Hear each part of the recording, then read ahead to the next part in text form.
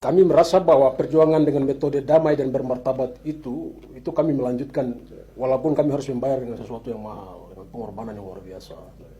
Kedua, kami mempertahankan keinginan rakyat Papua sehingga aspirasi rakyat Papua itu tidak berubah menjadi aspirasi yang disalurkan dengan cara-cara yang di luar daripada konteks kemanusiaan. Perjuangan Papua mereka bukan dilahirkan oleh KNPB sendiri, tidak. Tetapi itu ada di dalam hati keinginan orang Papua. Gitu. Dan KNPB merasa berhasil ketika kita mampu memediasi suara-suara politik rakyat Papua dengan cara-cara yang bermartabat. Walaupun kami harus bayar dengan penjara, kami harus bayar dengan jadi buruan, kami harus bayar dengan pembunuhan, penembakan. Begitu. Ketiga, kami berhasil membuka mata dunia bahwa di Papua ada masalah, ada sesuatu yang salah mengenai proses integrasi yang salah menurut Indonesia, tapi menurut kami aneksasi. Itu adalah akar persoalan. Jadi ketika kami tidak membuka akar persoalan ini, maka segala dampak kita bisa rasakan hari ini. Begitu. Ada dampak pelanggaran HAM, ada kejahatan ekosida, kejahatan manapun. Ini bersumber dari satu kesalahan sejarah di mana ini menjadi tanggung jawab kita bahwa mari secara jujur kita bicara dengan cara-cara yang dialogis begitu. Suara orang Papua harus didengar secara terbuka di depan begitu. Indonesia harus membuka diri. Itu dan internasional membuka diri dan kami berhasil membuka solidaritas internasional di mana-mana dan mereka mulai mengetahui tentang sejarah yang disembunyikan oleh Indonesia bertahun-tahun begitu. Mereka mulai melihat penindasan orang Papua begitu. Kemudian yang lain, di rakyat Indonesia mulai mengetahui bahwa di Papua ada masalah, begitu. Orang banyak yang sebelumnya merasa bahwa ini perjuangan separatis, ini perjuangan yang tidak benar. Orang mulai menyadari apa itu perjuangan orang Papua yang sebenarnya, begitu. Yang ketiga itu. Yang keempat, kami berhasil mengajar rakyat Papua dan rakyat Indonesia, bahkan pihak aparat keamanan TNI, Polri dan semua pihak yang melihat perjuangan Papua sebagai sesuatu yang buruk, bertentangan. Kami ajar dengan cara-cara perlawanan demokratis itu, perlawanan damai. Bagaimana mengedepankan cara-cara demokratis, cara-cara bermartabat, bernegosiasi. Kami tidak lari, kami bertanggung jawab, kami berturut-turut mempertanggungjawabkan kami punya landasan hukum argumentasi kenapa kami berjuang di depan pengadilan. Kami berhasil mendidik mereka dan mereka mulai tahu itu. Memang kebenaran itu awalnya susah diakui, tapi kebenaran memang selalu datang terlambat dan kami lakukan itu dan itu memang bayarannya harus besar. Kelima itu kami ingin mengajar kepada rakyat Papua, terutama di generasi muda bahwa kamu tidak habis, begitu. Kamu masih eksis, begitu. Walaupun di segala sisi mereka mulai menaklukkan kita di semua sisi, di semua aspek kehidupan, di semua sektor. Tetapi kami masih menyalakan api perjuangan ini. Begitu. Kami masih ada di atas tanah ini. Begitu. Kami masih membawa bahwa masa depan itu ada, pembebasan itu ada. Begitu. Kami masih menyalakan lilin-lilin perlawanan, lilin-lilin pembebasan. KNPB adalah salah satu organisasi yang ada di dalam corong paling depan untuk menyatakan kepada Indonesia bahwa kami ada, orang Papua masih eksis begitu. Lain hal, Persipura dihancurkan. Sekarang Jubi juga mau dihancurkan. Mana lagi orang Papua punya semua hal yang dianggap bangga oleh orang Papua itu dihancurkan, gitu. Dianggap separatis, dianggap mengancam. Gitu. Jadi saya heran bagi Indonesia itu kebenaran disampaikan itu dianggap sebagai ancaman. Gitu. Kalau negara sudah menganggap bahwa kebenaran itu adalah sebuah ancaman, begitu. Sudah tidak salah lagi kita sebut bahwa dia adalah fasis, dia adalah kolonial. Itu sudah tidak ragu lagi kita kasih tahu. Tetapi kami juga tahu bahwa kami terkendala juga di dalam berbagai macam hal. Karena kita tahu bahwa dunia hari ini kita masuk dalam sebuah era yang dimana kepentingan memainkan peran penting. Ekonomi memainkan peran penting.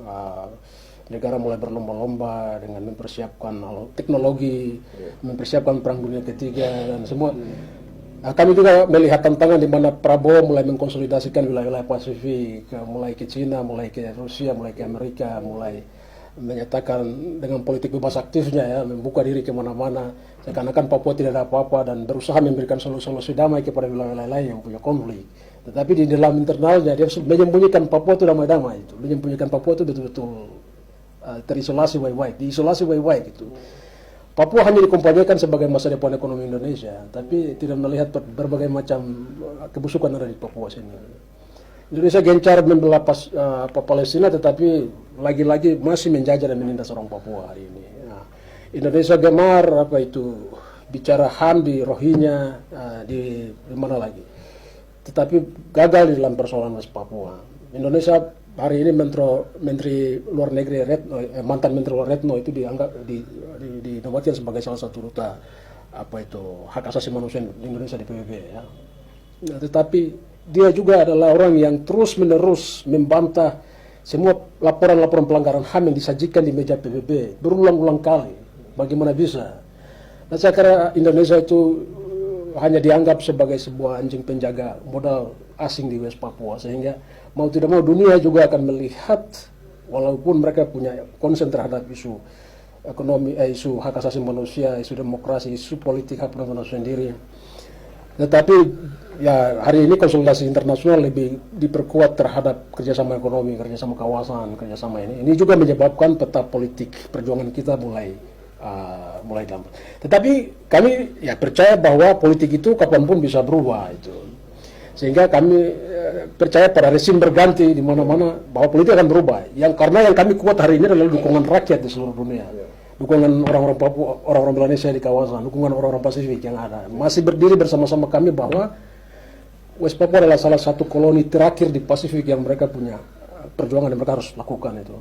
Karena hari ini mereka masih berjuang terus itu menuntut hak penentuan itu sendiri. Jadi karena itu Prancis memberikan segala hal yang dianggap dikompanyakan sebagai bagian dari hak penentuan itu sendirinya. Begitu. Sekolahnya diperhatikan, pendidikannya diperhatikan, kesehatannya diperhatikan di mana-mana. Begitu. Tetapi kenapa FLNKS dan rakyat di sana masih berjuang terus begitu? Karena hak untuk menentukan nasib sendiri itu lebih besar. Jati diri martabat itu lebih besar daripada kepentingan-kepentingan yang lain. Gitu. Nah sehingga kami West Papua tidak bisa ditipu dengan alasan kami bangun kami punya jalan, kami bangun infrastruktur, itu tidak bisa dijadikan alasan untuk menegasikan kami punya kebenaran perjuangan. Tidak, ini harga diri kami, ini negeri kami punya hak untuk menentukan nasib sendiri. Kalau itu yang dijadikan alasan Indonesia, Belanda lebih hebat membangun. Waktu jajah Indonesia Belanda lebih hebat kok membangun Indonesia. Mereka sekolahkan orang-orang Indonesia keluar. Mereka bikin kereta api, mereka bikin di mana-mana. Tapi Indonesia masih berjuang terus. Jadi generasi hari ini di Papua tidak bisa ditipu dengan narasi-narasi pembangunan itu. Kami anggap itu propaganda dan agitasi. Ya itu. Pak Fik, ada juga yang bilang apa keuntungan menjadi negara sendiri bisa dari Indonesia? Pak Fik bisa kasih alasan itu? Timur Leste hari ini membuktikan. Kemarin kami baru lihat bagaimana pekerja Indonesia yang ada di Timur Leste.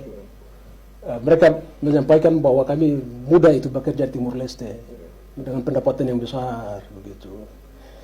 Sebelumnya orang-orang Indonesia kasih tahu bahwa kamu akan miskin, kamu akan hancur begitu. Tetapi dengan mereka berdiri sendiri, mereka bebas menentukan itu. Jadi tidak ada kedamaian tanpa kebebasan itu. Tidak ada orang damai tanpa kebebasan itu. Kebebasan itu kebutuhan utama manusia yang harus dihormati. Orang tidak bisa bebas, orang tidak bisa damai, sejahtera tanpa kemerdekaan. Begitu. Kalau orang Papua tidak bebas, suara-suara dibungkam, semua media dibungkam, orang Papua mau bicara dibungkam, tulisan dibungkam, kata-kata dibungkam, Indonesia justru akan melahirkan pemberontakan di mana-mana. Gitu. Jadi kalau tidak ada penindasan, kenapa orang harus berjuang gitu. Tetapi hak penentuan nasib sendiri itu adalah solusi dan itu adalah kebutuhan dasar umat manusia. Hak untuk bebas menentukan dia punya politiknya sendiri itu, dia punya ekonominya sendiri. Karena itu adalah hukum alam, itu. Hukum perkembangan manusia. Manusia harus sendiri dulu, mandiri sendiri dulu, baru dia bisa berkembang gitu. Dia bisa berpikir sendiri. Tapi kalau manusia bergantung kepada bangsa lain, bergantung kepada kekuatan lain, orang tidak akan maju. Jadi itu alasan kenapa orang Papua harus merdeka. Pertama. Kedua, kalau orang Papua tidak merdeka, kita habis. Hari ini orang Papua jumlahnya hanya 2,9 juta jiwa kok. Kemarin James Marape baru umumkan penduduknya sudah mendekati 12 juta di Papua Nugini. Kami hanya baru 2.900.000. Apa yang terjadi? Padahal tahun 1969 jumlah kami sama. Begitu. Berarti ada genosida perlahan dan kami tahu kami akan musnah di sini. Begitu. Dengan ekspansi pendatang yang besar, ekspansi militer yang besar, ekspansi investasi yang besar di Papua. Genosida itu fakta, bukan sesuatu yang mitos dan lelucon, bukan. Itu bukan sesuatu yang lucu. Itu ancaman yang akan terjadi di depan mata kami, begitu. Dan mengenai kami di mana kalau kami membiarkan itu, begitu. Tidak ada alasan bahwa orang Papua tidak boleh berjuang untuk merdeka. Tidak ada alasan. Karena alasannya jelas, ada penindasan yang menyebabkan orang binatang pun kalau dianggap dia terancam, dia akan memberontak itu. Apalagi manusia, gitu. Itu alasan kenapa orang Papua harus merdeka. Selamatkan dia punya ras sebagai bangsa, begitu. Kedua, hutan. Ekosida di mana-mana ada 796.000 hektar hutan Papua habis hari ini di Papua. Hutan terbesar 30% itu ada Indonesia, itu ada di Papua. Indonesia kampanye lingkungan di mana-mana di seluruh dunia, tapi hutan Papua habis, pembunuhan di mana-mana. Ya. Kalau orang Papua tidak merdeka untuk melindungi hutan di Papua, hutan paru-paru dunia ini habis. Papua adalah wilayah ketiga, hanya ketiga paru-paru dunia yang harus bertahan. Nah, hari ini emisi dunia pemanasan global sudah di tingkat yang tidak bisa dikendalikan oleh manusia, dan satu harapan adalah ada di Papua. Begitu. Tapi kalau kami terus bertahan di Indonesia dengan dia punya investasi yang rakus dan pengrusakan hutan di mana-mana, kita baru lihat di Merauke 1.000 eksavator baru dikirim di sana, penggundulan di mana-mana, habis. Jadi kemerdekaan Papua itu juga berguna untuk melindungi bumi yang besar, menyelamatkan bumi dari kerusakan lingkungan, menyelamatkan bumi dari ancaman, menyelamatkan orang Papua dari ancaman pemusnahannya itu.